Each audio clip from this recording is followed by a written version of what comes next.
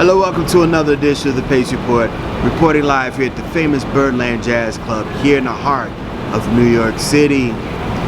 One of the very first Pace Reports that I produced here was with Grammy Award winning pianist as well as educator, composer, and concert impresario Danilo Perez.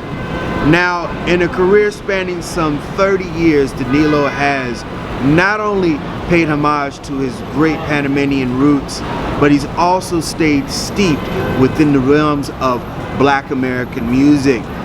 Now, one of the big things that Dizzy Gillespie taught him was that he was one to hand down the reins of the next generation of musicians to one, bring not only their art form and their language by way of their native country to the music, but also teach as well as make sure that the education does not leave the next generation of musicians. What better way to really implement what Dizzy taught is Danilo's latest project, which features the Global Jazz Messengers Ensemble, which is a core of musicians that he mentored as well as he taught at Berklee in Boston.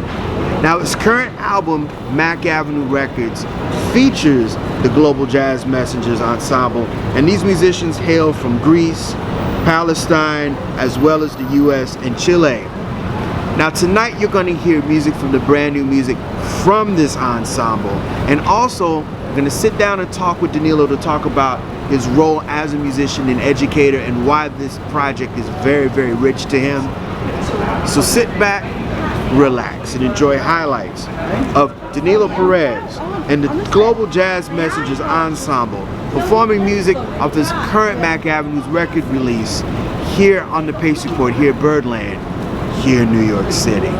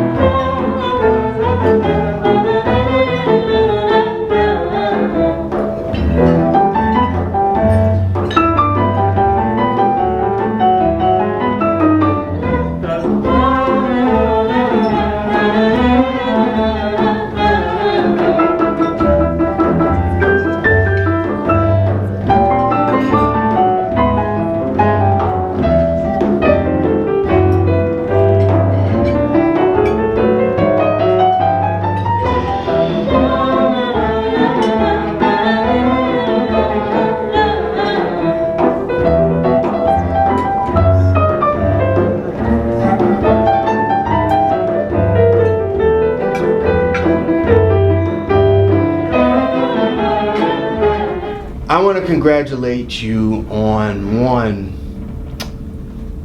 three things. You got 2 Grammy nods this year for Best Latin Album and also Composition.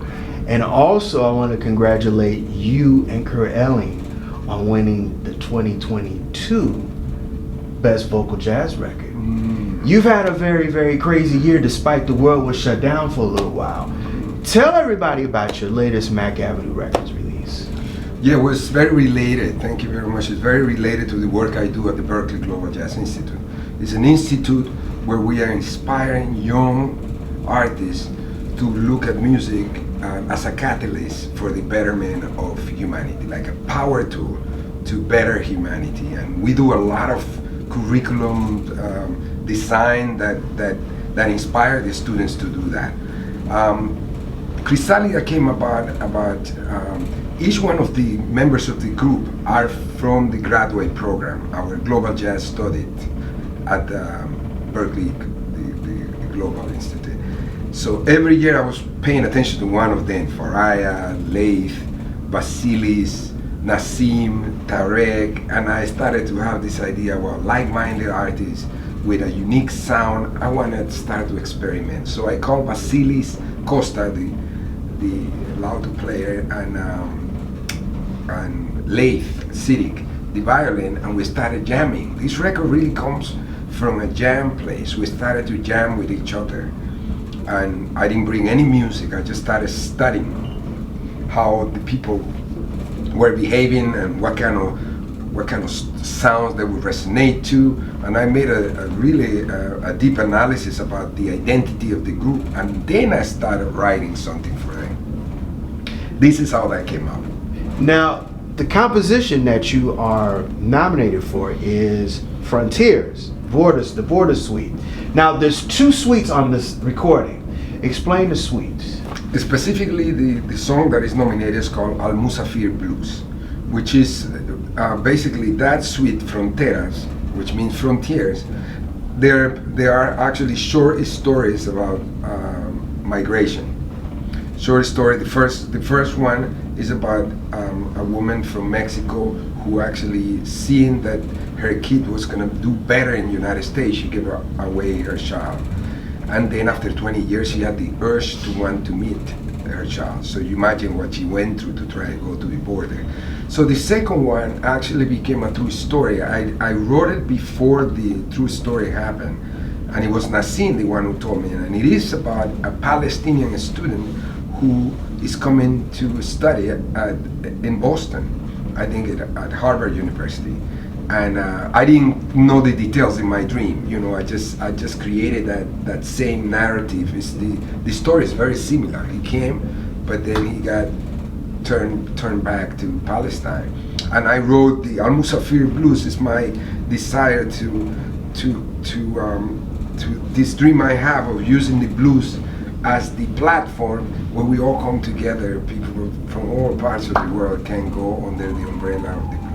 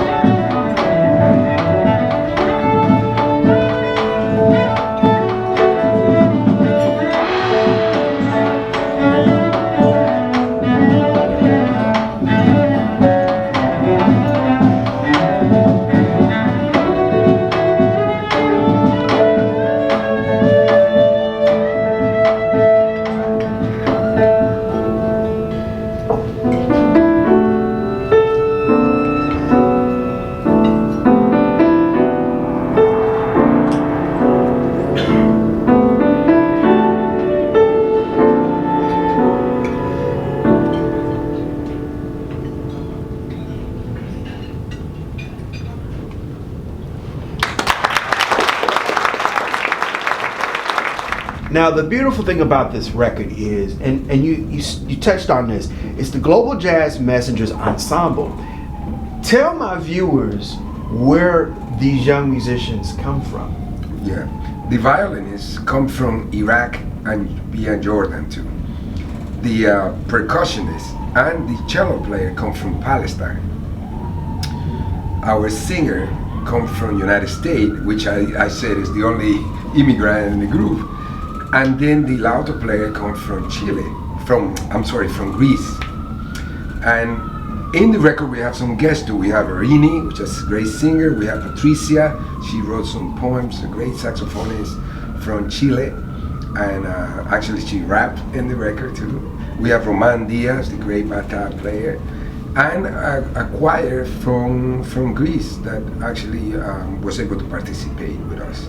So the thing that you're doing also on the back end of this is what Dizzy taught you. Mm-hmm. You're giving these young musicians an opportunity to play at Burnland. Mm-hmm. You're giving them the opportunity to sow their seeds as they become professional musicians. Yeah. How do you groom, or how do you teach these next generation of musicians to, further go into this music? I think one of the things I want to do is open spaces for them. As much as I can put groups together. I have another project now called the Global Jazz Project, and I have another project, the Global Women X. So I'm doing a lot of global, and it's a platform that this record has been able to open, where we're gonna be, promoting the talent and the artists that are these unique sounds that I hear at the Global Jazz Institute. I wanna put it up there. I think the creation of work to complete the cycle. You come to study, then you go out and work. That was something that was very important in our training.